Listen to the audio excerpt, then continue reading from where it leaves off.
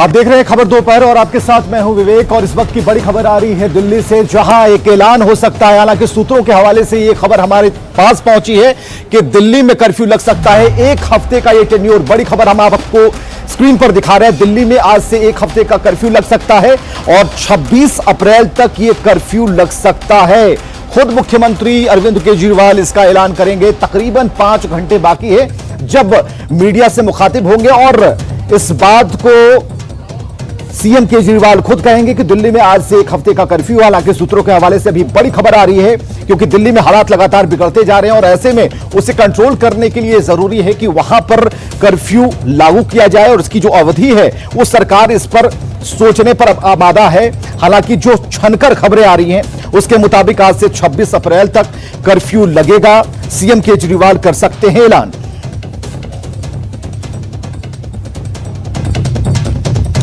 तो सूत्रों के हवाले से बड़ी खबर हम आपको बता रहे हैं। सूत्रों के हवाले से खबर यह है कि दिल्ली में आज से एक हफ्ते का कर्फ्यू लग सकता है और दिल्ली में आज से 26 अप्रैल तक कर्फ्यू लगेगा। सीएम केजरीवाल कर सकते हैं इस बात का ऐलान। तस्वीरें आपको अब दिखा रहे हैं। हालांकि लोग जागरूक हैं, फिर भी कोरोना पर कंट्रोल करने के लिए जरूरी है कि कर्फ्यू लगाया जाए।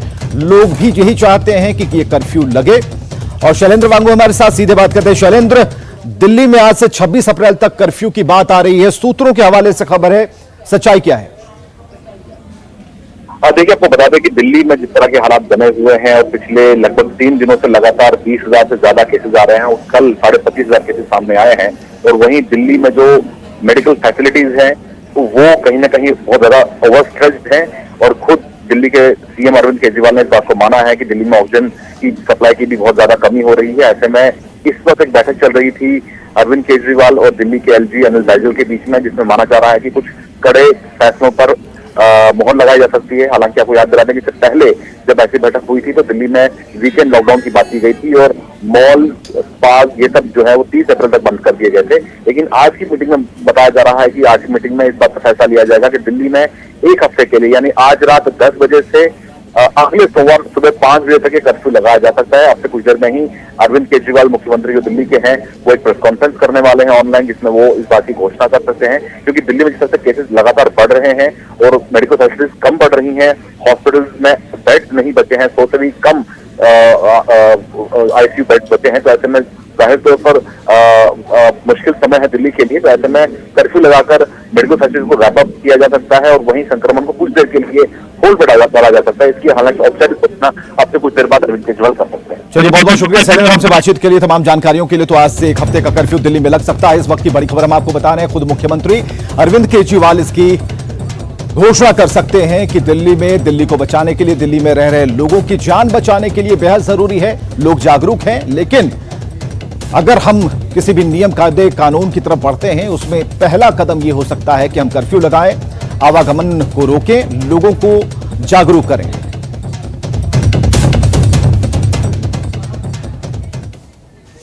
बिहार में कोरोना की रफ्तार लगातार बढ़ती जा रही है। तकरीबन 8,000 से ज्यादा मामले आ चुके हैं। ये चौंकाने वाले आंकड़े हैं, डराने वाले आंकड़े हैं। लेकिन इस बीच राजधानी पटना को सैनिटाइज करने की कोशिश की जा रही है, खासकर सड़कों को लेकर, उन मकानों को लेकर, उन इलाकों को लेकर जिन्हें कंटेनमेंट जोन घोषित, छोटे छोटे जो कंटेनमेंट जोन घोषित किए गए हैं, जहां पर ज्यादा तादाद में लोग कोरोना पॉजिटिव आ रहे हैं। ऐसे में इन जगहों को सैनिटाइज किया जा रहा है नगर निगम की तरफ से। ये वो गाड़ी आप देख पा रहे हैं जो मशीन है जिसके जरिए सैनिटाइज का काम किया जा रहा है। हमारे सहयोगी अमित कुमार ने जायजा लिया है इस सैनिटाइजेशन प्रक्रिया का। पटना में बढ़ते संक्रमण पे नियंत्रण करने के लिए जो है एक बार फिर से सैनिटाइजेशन का काम जो है वो नगर निगम की तरफ से शुरू किया गया है। देख सकते हैं कि यहाँ पे नगर निगम के जो कर्मी हैं वो पटना के जो अलग अलग इलाके में हैं वहाँ पे जाकर के इस तरह से सैनिटाइज कर रहे हैं। बिल्डिंग्स है, मार्केट है, सभी जगहों पे जो है सैनिटाइजेशन का काम जो है वो किया जा रहा है। लगातार जो कोरोना का संक्रमण जो है वो काफ़ी तेज़ी से बढ़ा, जिसके बाद एक बार फिर से जो है नगर निगम के कर्मियों ने जो कोरोना वॉरियर्स हैं इन्होंने मोर्चा संभाला है और पटना के विभिन्न इलाकों में सैनिटाइजेशन का काम जो है वो शुरू किया गया है। तो यहाँ पे देख सकते हैं कि ये नगर निगम का कर्मी जो है वो सैनिटाइजेशन इनके द्वारा किया जा रहा है और कोशिश यही की जा रही है कि कोरोना का जो संक्रमण बढ़ रहा है, तेज़ी से पांव पसार रहा है, उस पर नियंत्रण किया जा सके। और उसी के तहत ये जो कार्रवाई है एक बार फिर से शुरू हुई है। लोगों से अपील भी लगातार राज्य सरकार स्वास्थ्य विभाग जो है वो कर रहा है कि आप कम से कम जो है ज़रूरत पड़ने पर ही ज़रूरत हो तभी आप अपने घरों से निकलें और सोशल डिस्टेंस और मास्क का उपयोग जरूर करें। कैमरा पर्सन अजय दुबे के साथ अमित कुमार, न्यूज़ 18 पटना। इधर पटना में भी नाइट कर्फ्यू की स्थिति है और जो सरकार ने घोषणा की है उसके मुताबिक जो पहले की जो गाइडलाइन थी उससे ज्यादा प्रभावित करने वाली गाइडलाइन इस बार की है। लेकिन अच्छी खबर, अच्छी तस्वीर हम आपको दिखाने ले चलते हैं राजधानी पटना के अंटा घाट सब्जी मंडी, जहां पर लोग जागरूक दिखे। और फिलहाल ये अंटा घाट सब्जी मंडी का हाल हम आपको दिखा रहे हैं, जहां पर अक्सर अमूमन भीड़ होती है, लेकिन अब लोगों की चहलकदमी कम हुई है, लोग जागरूक हैं, चेहरे पर मास्क है। अमित जानकारी दे रहे हैं। इस वक्त मैं मौजूद हूँ पटना का सबसे बड़ी मंडी में से एक मंडी अंटा घाट सब्जी मंडी का ये मंडी है और यहाँ देख सकते हैं कि जो गाइडलाइन राज्य सरकार ने जारी किया उसका यहाँ पे जो है असर, बेहतर तस्वीर जो है वो देखने को मिल रही है। तमाम दुकानदार जो है वो मास्क लगा करके अपनी दुकानदारी कर रहे हैं। जो कस्टमर्स आ रहे हैं वो भी सीमित संख्या में आ रहे हैं क्योंकि सरकार ने लोगों से अपील की है कि बहुत ज़रूरी हो तभी अपने घरों से निकलें। तो ऐसे में लोग जो हैं वो काफ़ी कम संख्या में खरीदारी करने आ रहे हैं और इसके कारण से जो असर जो है वो इन दुकानदारों के कारोबार पर जरूर पड़ा है। लेकिन ये दुकानदार भी कहते हैं कि कोरोना से बचना है तो मास्क जरूरी है लगाना, तो जानते भी हैं। ये बताइए कि आप लोगों की दुकानदारी पर काफ़ी असर हुआ है, लेकिन कोरोना से बचने के लिए जो सरकार ने उपाय किया, क्या ये बेहतर है? बेहतर काम किया है, अच्छी काम किया है। मास्क पहन के बेचिए, मास्क कहाँ के पहनाइए, बहुत अच्छी बात है। कुछ बचना है तो कुछ करना है, कोरोना से बचना है तो कुछ करना पड़ेगा। ये बताइए कि आपकी दुकानदारी पे कितना असर हुआ है? असर तो बहुत पड़ रहा है भैया, बाकी लोग आ ही नहीं रहे हैं तो असर तो पड़ ही रहा है ना। लेकिन कहीं ना कहीं फायदा भी तो है कोरोना। तो है, ऐसा कोई बात थोड़ी है कि फायदा नहीं है, फायदा है। हाँ, कोरोना कमेगा है। नाम विनोद राय हुआ ये है। तो ये तमाम लोग जो हैं वो कह रहे हैं कि असर है और इसका फायदा भी जो है वो राज्य को होगा, पटना वासियों को होगा। जब लोग सीमित संख्या में निकलेंगे तो जाहिर सी बात है कि कोरोना का जो चेन है काफ़ी तेजी से जकड़ रहा है लोगों को, उसमें ब्रेक लगेगा और लोग जो है संक्रमित होने से बचेंगे। राज्य सरकार जो चाहती है, जो उनकी कोशिश है कि कोरोना के बढ़ते चेन को तोड़ा जा सके, तो वो इसी तरह से जब लोग सजग होंगे तब टूटेगा। कैमरा पर्सन अजय दुबे के साथ अमित कुमार, न्यूज़ 18 पटना। चलिए, राजधानी पटना के बाद सीधे आपको लिए चलते हैं झारखंड, जहां देवघर में सब्जी मंडी का हाल क्या है ये भी जानने की कोशिश कीजिए। मनीष दुबे आपको दिखा रहे हैं, उनके कैमरे से हम दिखा पा रहे हैं कि वहां भी सोशल डिस्टेंसिंग का पालन किया जा रहा है। लोगों में अब सतर्कता को लेकर खासकर जागरूकता यहां साफ तौर पर देखी जा सकती है और खासकर वैसे ग्राहक जो कि बिना मास्क के सब्जी लेने पहुंच रहे हैं, उन्हें दुकानदार की तरफ से कहा जा रहा है कि आपको सब्जी नहीं मिलेगी क्योंकि आपने मास्क नहीं लगाया है, नियम का पालन नहीं किया है। एक तरफ जहां कोरोना वायरस पूरे देश में दूसरी लहर से लोग परेशान हैं, वहीं देवघर में भी कोरोना संक्रमित मरीजों की संख्या में इजाफा डेली देखा जा रहा है। बीते दिन 141 कोरोना पॉजिटिव मरीज देवघर में पाए गए हैं। इस वक्त हम खड़े हैं देवघर के सब्जी मंडी में और ये सिर्फ देवघर के लिए ही सब्जी मंडी नहीं, आसपास के सीमावर्ती जिलों के लिए भी सबसे बड़ा सब्जी का मार्केट है। लोग यहाँ पे जागरूक दिख रहे हैं, मास्क लगाए हुए हैं। एक बार मैं पूरी तस्वीर आपको दिखाना चाहूँगा कि लगभग जितने भी लोग आपको दिखेंगे वो मास्क में दिख रहे हैं, लोग जागरूक दिख रहे हैं। आइए हम दुकानदार से बात करते हैं और किस तरह से इन लोग अभी कस्टमर से बात कर रहे हैं, किस तरह से अभी कस्टमर को आप डील कर रहे हैं कोरोना वायरस को लेकर। सबको साइड करके अपना इस्तेमाल करके रखवा रहे हैं। मास्क जो आता है उसको सामान देते हैं, बिना मास्क का सामान नहीं देते हैं और अपना दूरी बना कर रख रहे हैं। हम लोग सोशल साइड डिस्टेंस करवा कर रख रहे हैं। बस अपने सैनिटाइजर ऊपर रख जो आते हैं अपने हाथ में सैनिटाइजर वो सब रखते हैं, मास्क सब साइड में है। काफी जागरूक हैं दुकानदार और बिना मास्क वाले को सामान नहीं दे रहे हैं। आपका क्या नाम हुआ? जितने वर्मा। कहाँ घर है आपका? कंधा। कितने लोग हैं आपके घर में? लोग 10 आदमी है। तो 10 आदमी की जान की फिक्र है आपको? 10 आदमी की जान की फिक्र है? मास्क क्यों नहीं लगाए? मास्क लगाए हुए हैं। कहाँ लगाए हुए हैं मास्क? अभी कम खोले हुए हैं। मास्क कहाँ लगाए हुए हैं? मास्क लगा के रखिए, जागरूक रहिए। कर रहा है वो तो कुछ लोग ऐसे भी हैं जो कि बिना मास्क के ही घूम रहे हैं, जिनको ना ही अपने फिक्र है और ना ही अपने परिवार वाले की फिक्र है। एक और दुकानदार है, इनसे बात करते हैं कि किस तरह से अभी कस्टमर को आप लोग डील कर रहे हैं। हम लोग तो भैया सबको बोले मास्क लगाइए, दूरी बनाइए रखिए और सब पालन कीजिए, बहुत अथी है। और क्या बोले, सबको बिना मास्क वाले को सामान दे रहे हैं? नहीं, बिना मास्क वाला को एकदम नहीं दे रहे हैं। बोले भाई मास्क पहन के आइए, नहीं तो मास्क मेरे पास है, लीजिए मास्क, 5 रुपया का दाम है, 5 में दीजिए, मास्क लीजिए। तो जागरूकता देखिए कि मास्क भी अपने पास रखे हुए हैं, बिना मास्क वाले लोगों को मास्क दे रहे हैं। तो कुल मिला के बात यह है कि देवघर के सब्जी मंडी में जागरूकता है और लोगों में बिना मास्क के सब्जी या फिर कोई भी सामान नहीं दिया जा रहा है। मनीष दुबे, न्यूज़ 18, देवघर।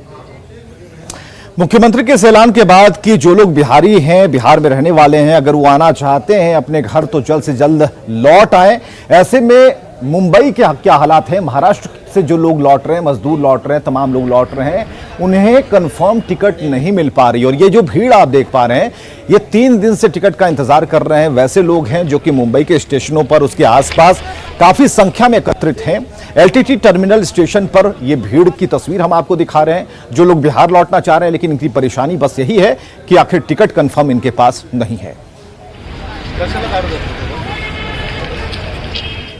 गाँव क्यों जा रहे हो? काम नहीं चल रहा था, क्या करेंगे? क्या काम क्या करते थे? तो इसलिए और भी करते थे। कहाँ करते थे? यही करते थे, आसपास में करते थे, नहीं बोल रहे। तो मतलब काम बंद हो जाने की वजह से आप गाँव जा रहे हो? तो क्या सरकार से मांग क्या करोगे? और आपके पास टिकट है क्या? टिकट नहीं, यही धागा लाइन में तो इधर इतना अर्जेंट में गाँव क्यों जा रहे हो? जा रहे, वैसा ही लॉकडाउन लगा हुआ है।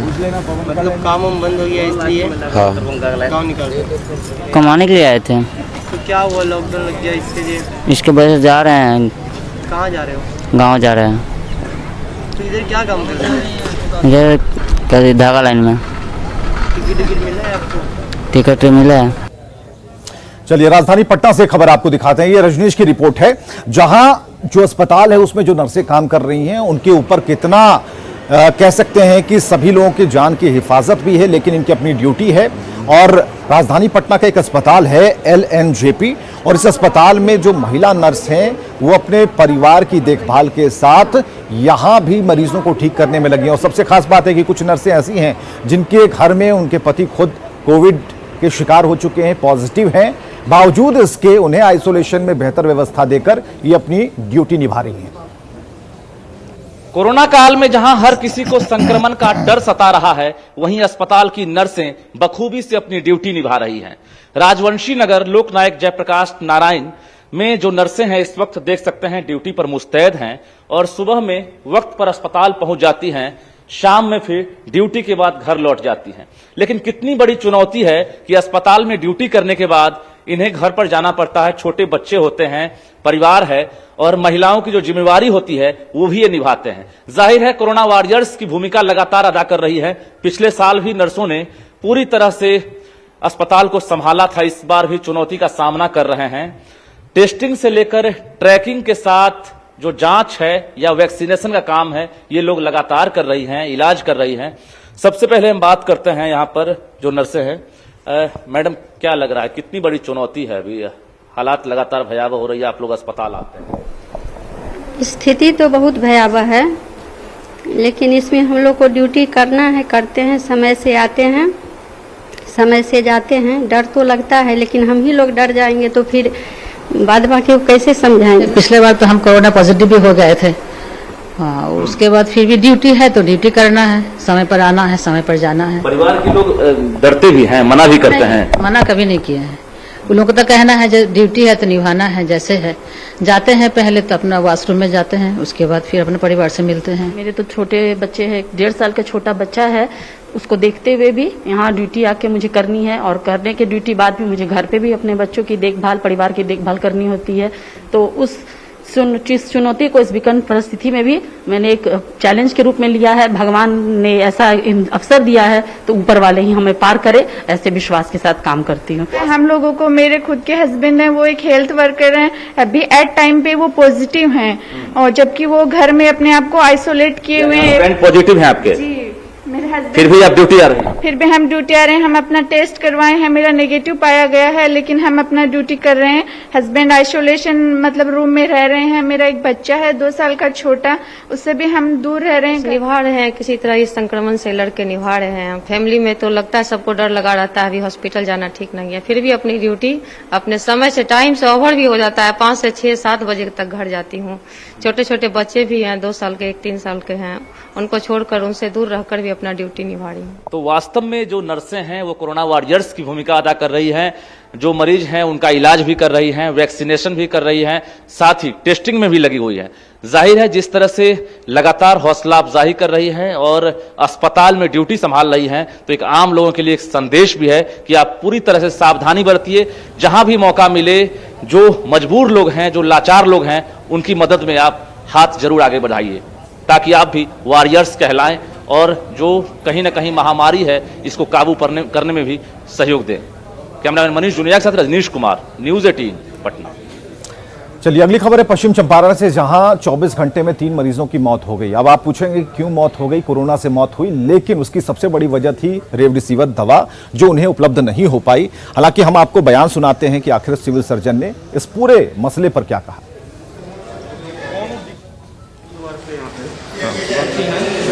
कोविड में पॉजिटिव है, उनका जो सीटी स्कैन कराया गया है उसमें जो नंबर आया है वो 19 है, 19 अगेंस्ट 25। तो अभी वो क्रिटिकल पोजीशन पे है, ऑक्सीजन पर चल रहे हैं। उनके लिए दवा है रेमडेसिविर, जिसकी बहुत ही आवश्यकता है, लेकिन अभी उपलब्ध नहीं। रेमडेसिविर हमारे पास उपलब्ध है, बहुत शॉर्ट माने थोड़ा सा क्वांटिटी में उपलब्ध है, और थोड़ा सा उपलब्ध जरूर है हमारे पास। जो डीएम साहब के संज्ञान में भी है, हम रेमडेसिविर दिखला भी सकते हैं आपको, मेरे पास उपलब्ध है।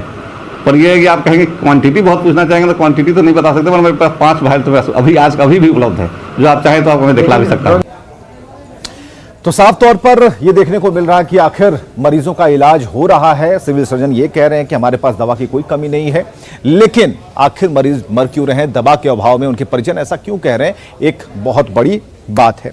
इधर पुलिस वालों के बारे में कौन सोच रहा है, ये हम आपको दिखा रहे हैं। कोरोना के बड़े खतरे को देखते हुए जो पुलिस वाले लोग हैं उनकी रक्षा कौन करेगा? तो सबसे बड़ा सवाल यह है कि बिहार पुलिस मेंस एसोसिएशन के जो अध्यक्ष हैं मृत्युंजय कुमार सिंह, उन्होंने डीजीपी को उन्हें पत्र लिखा और उन्होंने साफ तौर पर कहा कि आप इनकी सुरक्षा सुनिश्चित कराएं, अस्पतालों में बेड की व्यवस्था कराएं और एक अधिकारी की प्रतिनियुक्ति करें जिससे कि मॉनिटर किया जा सके। और ये पटना की हम तस्वीर फिलहाल दिखा रहे हैं, सब्जी मंडी की भी तस्वीर, और क्या उन्होंने कहा है मृत्युंजय कुमार सिंह ने, ये सुनाते हैं। कोरोना की बहुत भयानक स्थिति पूरे बिहार सहित पूरे देश में हो गई है। बिहार में पुलिसकर्मी और उनके परिवार काफी इससे प्रभावित हो गए हैं। कल 2 पुलिस इंस्पेक्टर, एक मोतिहारी, एक विशेष शाखा की अचानक मृत्यु हो गई थी। आज सुबह क्यूल के थानेदार राजकिशोर प्रसाद की मृत्यु हो गई है। साथ ही अभी एक इंस्पेक्टर ब्रजेश कुमार, जिनका ऑक्सीजन लेवल काफी कम है, काफी चिंतित है, घर पर है। मैं पुलिस मुख्यालय से संपर्क करने की कोशिश कर रहा हूं, फोन लगा रहा हूं, नहीं हो पा रहा है। माननीय डीजीपी साहब को मैं कई बार फोन किया, बात नहीं हो पाई। उनके पीए से भी बात हमारी हुई, बोले कि हमसे बात कराया जाए। उनके व्हाट्सएप पर मैंने मैसेज किया है कि तत्काल पुलिसकर्मियों के इलाज के लिए बिहार के जितने सरकारी अस्पताल है कुछ बेड की व्यवस्था किया जाए, कोरोना योद्धा है। साथ ही पुलिस मुख्यालय से मैं आग्रह करूंगा कि एक ऐसे अधिकारी की प्रतिनियुक्ति किया जाए जो हम लोग से लाइनिंग हो, जो बीमार पुलिसकर्मी है उनका कहां से इलाज कैसे बेहतर होगा, इसकी तत्काल व्यवस्था किया जाए। पश्चिम बंगाल के लोग तुष्टीकरण और घुसपैठ से नाराज हैं, कहना है अमित शाह का। हालांकि अमित शाह एक बार फिर ये कहते नजर आए कि 200 से ज्यादा सीटों पर वे विजयी हासिल करेंगे, उनकी पार्टी झंडा फहराएगी। खास बातचीत हम आपको दिखा रहे हैं, एक्सक्लूसिव बातचीत का एक छोटा सा अंश। अमित शाह जी, आपने अपने भाषण में बार बार ये दोहराया कि ममता बनर्जी नंदीग्राम से हार रही हैं। क्या सिंगल मोस्ट इंपॉर्टेंट फैक्टर होगा, एंटी इनकम्बेंसी, कट मनी या politics of polarisation? Politics of polarisation. तुष्टीकरण से बंगाल की जनता जबरदस्त नाराज है, घुसपैठ से जबरदस्त खफा है, और सीए का तुष्टीकरण के कारण आप अप्लाई नहीं करती हो, इससे इसका जो लाभार्थी वर्ग है वो भी बहुत गुस्से में है। ये तीनों चीजें एक मुश्त होकर एक फीलिंग बनती है कि we are second grade citizen in Bengal. और मुझे लगता है कि पूरे बंगाल में ये है कि भाई हमारी क्या प्रायोरिटी नहीं है? हमारा संविधान तो ये नहीं कहता है। और हर जगह आप जाकर देखिए, ना रोड के ठिकाने हैं, ना लाइट है, ना घरों में पीने का पानी पहुंचा है, ना शिक्षा की व्यवस्था पूरी चरमराई हुई है, हेल्थ का पूरा खाका बिखर गया है। विकास की दृष्टि से भी कुछ नहीं हुआ है। और ममता जी को जो मैंडेट मिला था, ये 3 दशक के कम्युनिस्टों के विफल शासन के अगेंस्ट मैंडेट मिला था कि आप इसको सुधारिए। बंगाल बहुत बड़ा स्टेट है, बहुत डाइवर्स है। जो इश्यूज नॉर्थ बंगाल के हैं वो झारग्राम में अलग हैं। जैसे आप जंगल महल के ट्राइबल्स का इशू डिफरेंट है, एस्पिरेशंस ऑफ गोरखास डिफरेंट है। इतने कॉन्फ्लिक्टिंग एस्पिरेशंस को कैसे आप मर्ज करिएगा और कैसे एड्रेस करिएगा? मगर ये सब सेकंड ग्रेड सिटीजन की फीलिंग लेकर बैठे। एक इश्यू कॉमन है कि we are second grade citizen. Appeasement की पॉलिटिक्स ने हमें सेकंड ग्रेड सिटीजन बनाया है। और दूसरा इश्यू कॉमन है कि कोई भी जगह डेवलपमेंट नहीं पहुंचा है। सर, ये भी कहा जा रहा है, तृणमूल कांग्रेस क्लेम कर रही है कि आप जो आगे वाली जो सीटें आ रही हैं उसमें आप स्ट्रांग नहीं हैं। आप मैक्सिमम जो पहुंच पाइएगा 100, उससे ज्यादा नहीं हो पाएगा। चले, अब ये तो मैं उनको नहीं समझा सकता। कल कोई व्हाट्सएप आएगा, राह देखिए, हमें शायद 100 के भी नीचे डाल दे। परंतु मैं आपको बताता हूं, सारे इनके आकलन गलत होंगे। हम 200 से ज्यादा सीटों के साथ यहां पर सरकार बनाने जा रहे हैं। चलिए, सोनपुर पुलिस की एक कवायद, एक कोशिश रंग लाई है। 2 ऐसे गिरोह को पकड़ा है जो फर्जी लूट की योजना बना रहे थे। और हम आपको बताएं, एक जो बड़ी जानकारी इसके पीछे है कि 2 प्राइवेट कंपनी के सेल्समैन ने अलग अलग 2,91,000 और 4.5 लाख रुपए की लूट का मामला दर्ज कराया था। पूछताछ जब हुई कड़ाई से तो यह पता चला कि लूट की फर्जी FIR दर्ज कराई गई है। 5 लोग ऐसे पकड़े गए हैं। इसके बाद जब इन लोग से पूछताछ किया गया तो ये पैसा विभिन्न जगह पर रख दिया था, अपना ये ठिकाना लगा दिया था। इसका पैसा रिकवरी हुआ है 2,09,000, कितना हुआ जी? 2,09,500। 2,75,000 में से 2,95,000 में से 2,09,500 बरामद हुआ है। और मुजफ्फरपुर से एक खबर है कि सेंट्रल जेल से 2 कैदी फरार हो गए। हालांकि पुलिस ने चौकसी दिखाते हुए दोनों को फिर से पकड़ लिया है, लेकिन जेल से भागने की जो उनकी कोशिश थी ये कब से चल रही थी इसका भी पुलिस पता लगा पा रही है। और 2 कैदी हैं जुम्मन और अभिषेक, जो जेल की ऊंची दीवार फांदकर फरार हुए थे। कुछ लोगों ने कैदियों को भागते देखा, पुलिस को खबर दी और इसके बाद इलाके को घेरा गया, दोनों को पकड़ लिया गया। जांच में यह पता चला कि 3 कैदियों ने दोनों को भगाने में मदद की थी। SDM ने बताया कि 5 लोगों के खिलाफ मामला दर्ज करा दिया गया है। 2 कैदी 3 अन्य कैदियों की मदद से भागने का प्रयास कर रहे थे। हम लोगों ने टाइमली इंटरवेंशन किया और सभी लोगों को पुनः गिरफ्तार कर लिया। 2 भागने वाले कैदी जिनको हम लोगों ने जेल के अहाते से ही रिकवर किया, उस पर प्राथमिकी दर्ज की जाएगी। साथ ही जेल के अंदर जो इंटरनल व्यवस्था में लैप्सेस हुए उस पर भी हम लोग इंक्वायरी करके जो दोषी कर्मी होंगे उस पर कार्रवाई होगी। चलिए, राजधानी रांची की बात करते हैं, जहां अटल स्मृति मार्केट है उसके बंद करने का निर्णय लिया गया है, लेकिन तारीख होगी 26 अप्रैल तक की। 26 अप्रैल तक इसे बंद करने की बात पर सभी ने निर्णय लिया और तकरीबन 472 यहां पर दुकानें हैं जिन्हें बंद किया जाएगा। और कोरोना रोकथाम के लिए जो सरकार गंभीर दिखा रही है खुद को, उसी को लेकर इस मार्केट को बंद किया गया है। झारखंड की हेमंत सोरेन सरकार ने भले ही लॉकडाउन की घोषणा नहीं की हो, लेकिन जनता के द्वारा स्वतः लॉकडाउन की शुरुआत हो गई है। इस वक्त हम राजधानी रांची के अटल वेंडर मार्केट में हैं और ये तस्वीर है जहां आपको आज एक भी दुकान खुली हुई नजर नहीं आएगी। हर तरफ सन्नाटा ही सन्नाटा है, ना बेचने वाले लोग हैं, ना ग्राहक हैं, ना वो भीड़ भाड़ है और ना ही कोरोना के बढ़ने को लेकर किसी भी तरह की कोई भी आशंका, क्योंकि अब दुकानें बंद हैं और दुकानों को बंद करने का निर्णय खुद दुकानदारों ने ही लिया है। इसलिए एक मैसेज भी है इस कोरोना के काल में कि आपको स्वतः आगे बढ़कर क्या करना चाहिए। क्या निर्णय हुआ है जरा बताइए आप। कल यहाँ पर सुबह में करीब 10 बजे आसपास वेंडर मार्केट के दुकानदारों के द्वारा एक मीटिंग बुलाया गया। उसमें ये निर्णय लिया गया कि कोरोना अभी बड़ी तेज़ी से बढ़ रहा है, बहुत खतरनाक है, तो इससे बचने के लिए हम लोग कल 19 से लेकर करीब 26 तारीख तक हम लोग करीब माने एक सप्ताह दुकान को बंद रखना है, ये निर्णय लिया गया। कल आज से लेकर 26 अप्रैल तक सभी दुकानें बंद रहेंगी, कोई नहीं आएगा, किसी की एंट्री नहीं होगी। नहीं। और आप लोग इसको सुनिश्चित करेंगे? हाँ, हम लोग इसको सुनिश्चित माने करना चाहेंगे कि माने अभी माने 26 तक दुकान बंद ही रहे। गेट पर ताला लगा दीजिए। और खबरें लगातार जारी हैं, आप बने रहें हमारे साथ।